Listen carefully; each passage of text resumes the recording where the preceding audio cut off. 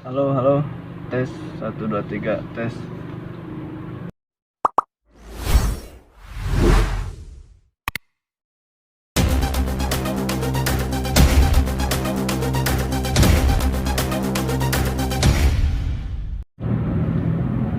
Halo teman-teman, berjumpa lagi bersama saya Brin Tasik.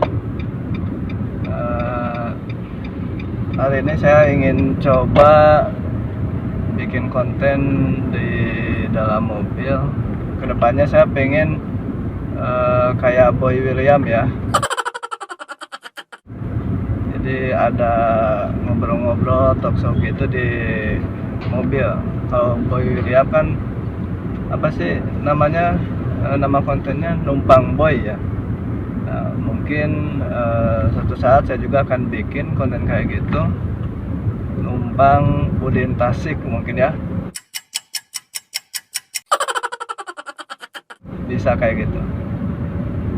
Oke, sambil jalan saya ini kebetulan harus berangkat keluar ya, karena ada pekerjaan yang tidak bisa dilaksanakan dari rumah, jadi tidak bisa work from home, jadi harus tetap ke kantor. Hari ini kita akan ngobrol tentang efek atau dampak pandemi corona ini bagi kita ya, terutama dalam hal ekonomi yang akan saya bahas. Yang saya rasakan dan mungkin teman-teman di rumah juga hari ini rasakan, kalau dampak corona ini sangat signifikan terhadap sisi ekonomi ya, atau penghasilan. Nah, termasuk saya secara pribadi juga sekarang penghasilan saya setiap bulan itu, atau penghasilan per bulan saya itu berkurang ya. Saya hitung-hitung sih efek corona ini 5 juta lebih pemasukan per bulan saya hilang karena corona, dari berbagai macam hal. Saya kan punya kosan ya, kosan sekarang nggak ada yang bayar karena sekolah ataupun kuliah pada libur kan, jadi mereka nggak masuk, jadi kosannya nggak dipakai. Terus usaha-usaha yang lain juga ya sepi sekarang karena corona. Orang-orang kan sekarang di rumah terus ya, atau jarang berkeliaran lah, jadi ya pada akhirnya usaha saya pun berkurang. Nah, saya ingin berbagi bagaimana sih cara kita bertahan di tengah pandemi ini. Nah, dari sisi ekonomi ya, saya yakin teman-teman di rumah juga banyak yang secara ekonomi sekarang lagi apa ya, lagi pilot lah mungkin, atau lagi kurangnya cukup signifikan. Nah, bagaimana cara kita bertahan? Yang pertama menurut saya adalah manfaatkan anjuran pemerintah untuk selalu di rumah aja. Apa maksudnya manfaatkan? Jadi kalau di rumah aja, kita kan nggak perlu ada operasional ya, atau nggak perlu keluar uang untuk bensin, untuk apalah gitu. Nah, jadi intinya kita harus menghemat pengeluaran kita ya. Untuk kegiatan-kegiatan nggak perlu, saya pikir itu hindari saja. Jadi manfaatkan anjuran pemerintah tentang di rumah aja. Itu yang pertama. Yang kedua, jadi coba kalian menghemat pengeluaran. Jadi pengeluaran yang tidak perlu itu dikurangi saja ya. Contohnya misalkan kalau kalian butuh, biasanya beli baju setiap bulan sekali ya, 1 bulan sekali beli baju, beli celana. Nah, sekarang kan itu gak penting-penting banget, jadi bisa ditahan, bisa dikurangi lah pengeluaran-pengeluaran kayak gitu. Atau yang biasa makan di luar, ngopi, nongkrong di kafe, nah itu sekarang kan bisa dikurangi. Apalagi situasi sekarang kan dilarang ya, jadi jarang juga tempat makan yang buka atau kafe yang buka. Dan yang ketiga saya sampaikan, jadi kita kan sering di rumah. Nah, yang saya tahu pengalaman dari teman-teman, ternyata ketika di rumah itu bukannya pengeluaran berkurang, tapi malah makin bertambah. Kenapa malah makin bertambah? Karena justru sering makan, sering belanja makanan ya. Kalau di rumah itu beli cemilan, beli apa, katanya kayak gitu menurut teman-teman saya. Nah, jadi itu bisa dihindari ya. Jadi ya kita makan seadanya saja sesuai kebutuhan ya. Kalau ngemil kayak gitu kan nggak apa ya. Kalaupun nggak ngemil kan nggak apa-apa ya. Nggak sampai kita jadi kelaparan. Jadi yang penting-penting aja yang kita beli itu ya minimal makan 3 kali sehari, ya itu yang kita prioritaskan ya. Di luar itu bisa ditahan aja dulu, itu penting ya, karena pandemi corona ini kalau menurut pemerintah kan katanya masih lama, kemungkinan akhir tahun baru bisa selesai.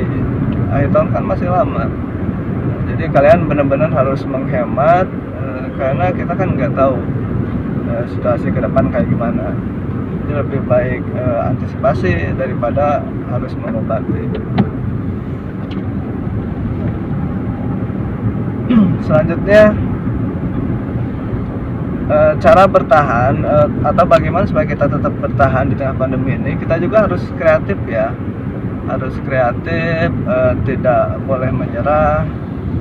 Jadi kalau misalkan tadi contoh saya penghasilannya berkurang cukup signifikan, ya berarti kita harus cari tambahan penghasilan untuk menutupi hal itu.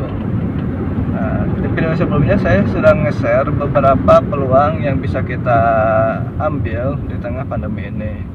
Nah, itu bisa kita manfaatkan ya, cara untuk bertahan. Jadi kalaupun ada penghasilan yang hilang, kita bisa ganti dengan penghasilan yang lain.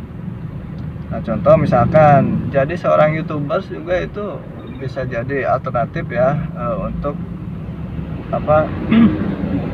Untuk menambah atau mengganti penghasilan yang lain. Nah, karena hari ini kan kita sering di rumah, kerjaannya mungkin hanya nonton TV, hanya nonton drama Korea misalkan kalau perempuan ya. Nah, daripada nonton gak jelas, lebih baik kita pakai buat hal yang positif, yang produktif. Jadi bisa dipakai untuk bikin konten YouTube ya. Kayak saya ini kan sehari-hari di rumah bosan, pada akhirnya ya bikin beberapa konten video. Ya walaupun ini cukup panjang ya prosesnya untuk menjadi seorang YouTuber yang bisa mendapatkan hasil dari YouTube, tapi setidaknya kita bisa manfaatkan waktu luang kita selama pandemi ini untuk hal yang produktif. Daripada buang-buang kuota hanya untuk nonton drama Korea, lebih baik kita pakai kuota kita untuk upload konten kita di YouTube. Siapa tahu ada rezekinya sehingga konten kita bisa menarik minat masyarakat luas. Nah, banyak sekali peluang yang bisa kita ambil untuk terus bertahan di situasi ini. Intinya harus tetap berinovasi, berkreasi gitu ya. Jangan menyerah. Jadi saya sudah sampaikan berapa tuh? 3 ya. 3 apa 4 sih? Untuk bertahan di situasi ini. Yang satu tadi tetap di rumah sehingga operasional minim yang harus kita keluarkan. Yang kedua jangan atau hemat. Yang kedua hemat, gunakan uang untuk keperluan yang memang dibutuhkan saja. Yang ketiga apa ya tadi ya? Lupa lagi. Apa baru 3 ya?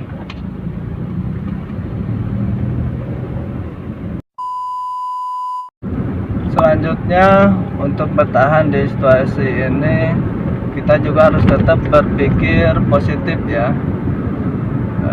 banyak para ahli, pengamat ataupun para psikolog menyampaikan banyak orang-orang yang stres karena terlalu berlebihan gitu ya, atau terlalu parno dalam menghadapi situasi ini. Nah, maksudnya bukan nggak boleh hati-hati ya, tapi maksudnya jangan sampai karena ketakutan yang berlebihan justru itu membuat kita stres, sehingga kalau orang kesehatan mengatakan karena stres sistem imun tubuh kita menurun drastis, sehingga karena imunnya menurun ya penyakit banyak datang ya, atau penyakit yang awalnya ada dalam diri kita bisa kita lawan, itu bisa makin parah penyakitnya karena imunnya berkurang. Jadi harus tetap berpikir positif, kita jalankan saja protokol kesehatan agar kita bisa terus terhindar dari COVID-19 ini. Nah, terus kalian juga harus mereview keuangan kalian ya, harus pengeluaran keuangan kalian. Nah, kayak misalkan cicilan-cicilan itu harus kalian lihat lagi. Misalkan kita ada cicilan rumah, cicilan mobil, cicilan motor, atau yang lainnya ya. Nah, itu coba deh dilihat kembali, evaluasi kembali. Kira-kira yang memang tidak terlalu dibutuhkan, coba kalian keluarkan aja gitu ya. Kalian overbooking ke orang lain atau gimana caranya. Atau misalkan ada yang punya motor 3 tapi semuanya cicilan, atau motornya 2 cicilan juga. Nah, itu coba direview ya. Sekarang bukan lagi saatnya untuk gaya-gayaan, karena kita tahu situasi pandemi sekarang itu cukup krusial. Dari pemerintah ataupun Bank Dunia, misalkan IMF, juga menyebutkan bahwa dengan corona ini akan terjadi resesi yang cukup dalam, artinya akan terjadi krisis ekonomi. Nah, lebih baik antisipasi dari sekarang. Uang yang kalian punya daripada dipakai untuk yang tidak terlalu kalian butuhkan, misalkan tadi ya cicil motor atau mencicil mobil, ya lebih baik kita tabung untuk keperluan di masa yang akan datang gitu. Misalkan terjadi situasi darurat, ekonomi kita hancur, kalau kita punya tabungan ya setidaknya kita bisa bertahan hidup untuk keperluan sehari-hari atau untuk kebutuhan dasar. Sudah banyak kok yang melakukan hal seperti itu. Nah, kalau teman-teman tahu, di pasar mobil bekas misalkan, sekarang banyak sekali yang menjual mobilnya gitu, karena memang ya sudah tidak bisa membiayai operasionalnya. Nah, kalian pun bisa mencontoh mereka-mereka. Daripada keteteran itu ya, lebih baik kita lepas dari sekarang gitu ya. Jangan jangan pakai istilah biar tekor akal kesohor, biar tekor asal kesohor. Nah, jangan pakai istilah itu ya. Sekarang bukan saatnya kayak gitu lagi. Jadi itu ya, kita berbagi tentang bagaimana sih caranya bisa bertahan dari situasi ini. Nah, mudah-mudahan apa yang saya sampaikan ini bisa bermanfaat bagi kalian semua, dan kalau memang bermanfaat dan dirasa bagus, silahkan like, komen, dan juga jangan lupa untuk di subscribe ya. Terima kasih semuanya, sampai jumpa di video-video saya berikutnya. Tetap semangat dan stay hot, stay at home. Terima kasih.